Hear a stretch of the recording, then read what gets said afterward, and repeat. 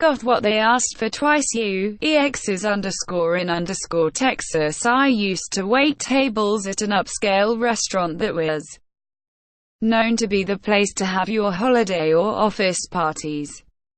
Great money if you got the right group. The menus were preset, the wine and liquor was preset, and it was all auto-graded at 18%. All of it was in the contract the host signed pre-event.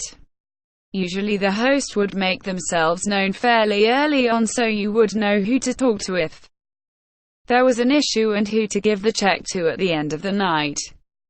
One night, I am splitting a party of 30 to 40 with another server. This event had top-tier food and mid-level wine and booze. Very nice. A small group of 5 to 6 people arrive a bit ahead of schedule. 2 guys and 3 to 4 women. Not a problem. It's actually nicer if they slowly roll in so we can get drinks started. I walk over, introduce myself and the other waiter and ask for drinks. Now this was back in the early 2000s and chads weren't a thing yet. But the 2 guys were the chaddiest chads. If they could have popped their collars in their suits, I'm sure these guys would have found a way. Super Chad 1, me and my bro are going to start with a round of Johnny Walker Blue. And these ladies are going to have expensive red wine. Super Chad 2, turning to the girls, once you have Johnny Blue, you just can't drink anything else. It changes you, bro, me, if you like. I can put those on a separate tab. The event contract has Johnny Walker Black, but not Blue. And the red wine selection for tonight is less expensive wine. Super Chad 1, this is our party. Just get me what I ordered and don't question me again. Super Chad 2, who do you think you are? You're just some waiter. We have MBAs. Just get us our drinks. I walk over to the other waiter and tell him we're in for a hell of a night. But the check should be nice.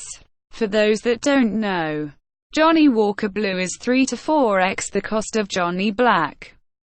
So one round of drinks for these people is over $100. The whole night goes exactly as we thought. Nothing was good enough, the appetizers were crap, the food was horrible, not enough bread. Too many bread plates, drinks were taking too long. Why do some people have food and others don't? It's 40 people, man. It takes a minute to get that much food out. To make it worse, chads incur all over the place, moving seats and making others move so they can talk to who they want. This makes serving hell because we did everything by seat number. Surprisingly, most of the table was normal, not entitled people and who knew that waiters are people too. They were impressed by the food, and graciously ordered the drinks that were in the contract. One older gentleman at the other end of the table from the chads apologized for their behavior, saying, they might have fancy degrees and good jobs, but you can't teach class. Love that guy. Finally, they are winding down, and after drinking almost a full bottle of Johnny Blue along with all the other food and drinks, they have a very hefty check and the other waiter and I are excited to get paid.